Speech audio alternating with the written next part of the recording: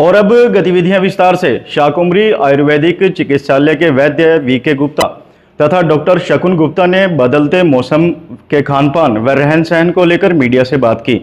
उन्होंने बताया कि शरद ऋतु के आगमन पर तापमान में भी परिवर्तन आ रहा है, जिसके चलते विभिन्न बीमारियों का खतरा भी बना रहता है। डॉक्टर शकुन ने बताया कि ऐसे में खान-पान में परिवर्तन करना चाहिए। वहीं वैद्य वीके गुप्ता ने घरेलू नुस्खों के माध्यम से उपचार की विधि भी बताई। यमुनानगर के शाकुंभरी आयुर्वेदिक चिकित्सालय के वैद्य डॉक्टर वीके गुप्ता तथा डॉक्टर शकुन गुप्ता द्वारा लगातार आयुर्वेद चिकित्सा पद्धति का प्रचार प्रसार किया जा रहा है। चिकित्सालय में जहां गंभीर से गंभीर रोगों का सरलता से उपचार किया जाता है, वहीं बदलते मौसम को लेकर भी समाज को सचेत व जागरूक किया जाता है। इसी को लेकर वैद्य वीके गुप्ता और डॉक्टर शकुन गुप्ता ने मीडिया से बात करते हुए बताया कि श्रावण मास के उपरांत शरद ऋतु का आगमन हो रहा है और ऐसे में हमारे दैनिक खानपान व रहन-सहन में भी परिवर्तन की अति आवश्यकता होती है। डॉक्टर शकुन ने कहा कि शरद ऋतु के प्रारंभ होते ही विभिन्न बीमारियों का खतरा बढ़ जाता है और इन बीमारियों से बचने के लिए आयुर्वेद चिकित्सा पद्धति में अनेकों प्रकार के औषधियों का जिक्र किया गया है। इसी दौरान वैद्य वीके गुप्ता ने भी घरेलू नुस्खों को लेकर मीडिया के माध्यम से जनता को जागरूक करने का प्रयास किया है। डॉक्टर साहब, जैसे हम देख रहे हैं कि अभी वर्षा ऋतु की समाप्ति हुई है और शरद ऋतु शुरू होने वाली है। आयुर्वेद के अनुसार इसमें जो आयुर्वेद पद्धति में बताया गया है कि इसमें कई तरह की व्याधियां भी घेर लेती हैं मनुष्य को, तो उन परिस्थितियों में आप क्या मानते हैं कि इस तरह से अभी सुबह शाम ठंड होगी, दिन में गर्मी होगी, तो उन परिस्थितियों में क्या किस प्रकार की बीमारियों का अंदेशा लगता है? जैसा कि अब शरद ऋतु आने वाली है, लगभग अगले महीने से शरद ऋतु स्टार्ट हो जाएगी। तो शरद ऋतु में क्या होता है कि पित्त का प्रकोप होता है। पित्त यानी इंटरनल जो हीट होती है बॉडी की, वो बढ़ जाती है। इसमें पित्त से संबंधित व्याधि उत्पन्न होते हैं, जैसे एसिड बनना, तेजाब की समस्या रहना और गैस बनना पेट के अंदर, डाइजेशन प्रॉपर ना होना, कुछ भी खाएंगे तो कलेजा भारी भारी होना। तो इस प्रकार के इस टाइम पे जो व्याधियाँ स्टार्ट हो जाती हैं। और अब जैसे कि सीज़न चेंज हो रहा है एकदम वर्षा से, जो भादवा अब लगने वाला है, भादवा में यानी उस टाइम ह्यूमिडिटी बहुत ज़्यादा होती है।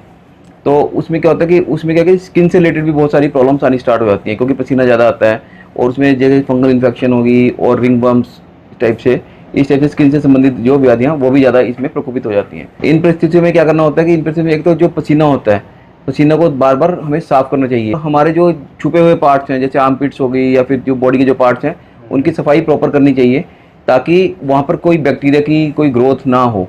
इसलिए उनकी सफाई का बिल्कुल प्रॉपर ध्यान रखना चाहिए। उनको मैं ध्यान देना चाहूँगा कि जब अगर एसी में सोना है तो एसी में सोएं, पर जो एसी का टेम्परेचर है वो बहुत ज़्यादा कम ना रखें। ऐसा ना करें कि इसको 24 पे या 20 पे रखें, उसको आप 26, 27 और 28 पे ही रखें उसको, जो एसी का टेम्परेचर है।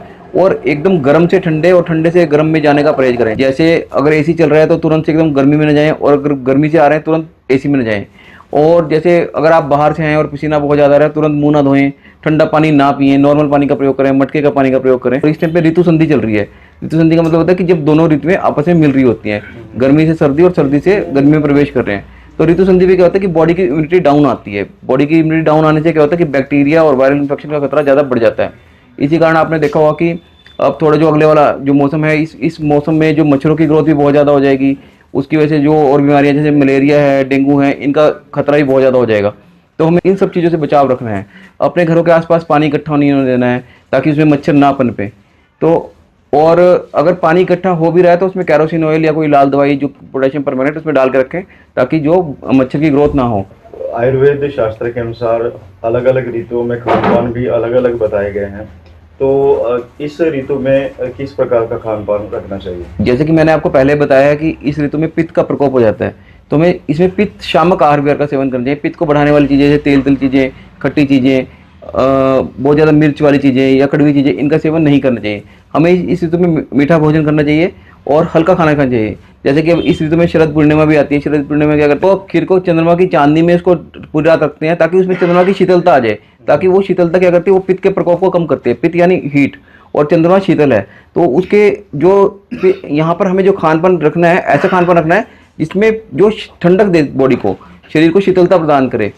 यदि इस दौरान कोई व्यक्ति किसी बीमारी से ग्रसित हो जाता है, बुखार या कोई अन्य कोई बीमारी, तो उसके लिए क्या आप सुझाव देंगे कि घरेलू उपचार किस तरह से कर सकते हैं? तो इसके लिए एक बहुत ही सरल उपाय है। इसमें गिलोय और ये अपाम मार्ग, जिसको बरचिट्टा भी कहते हैं, वासा पत्र और तुलसी के पत्ते ले लें, मुलेठी ले लें और कम मात्रा में काली मिर्च और तेज पत्र, इन सब का काढ़ा बना करके पिएं सुबह शाम। ये करीब 5-5 ग्राम की मात्रा में लें और इसको काढ़ा बनाएं और पिएं। बहुत लाभ होगा, बुखार में भी, खांसी में भी, नज़ले में भी, जुकाम में भी। कोई औषधि भी उपलब्ध है इसको लेकर? हम एक सिद्धकप चटनी बनाते हैं और वो बहुत कारगर सिद्ध है। और वो बुखार में तो काम कर ही थी। जब कोरोना आया था, कोरोना में वो खूब उसने सहायता की मरीजों की। तो सिद्धकप चटनी और सिद्धकप सिरप, 2 चीज़ें हमने ये दी, उससे बहुत बेहतरीन रिजल्ट मिलते रहे। उनकी जो श्वास प्रणाली, जो सांस लेने में कठिनाई आ रही थी, जो लंग्स में उनको दिक्कत आ रही थी, तो वो बहुत ही अच्छी और कारगर सिद्ध हुई। उसने न जाने कितने 1000 मरीजों को बचाया।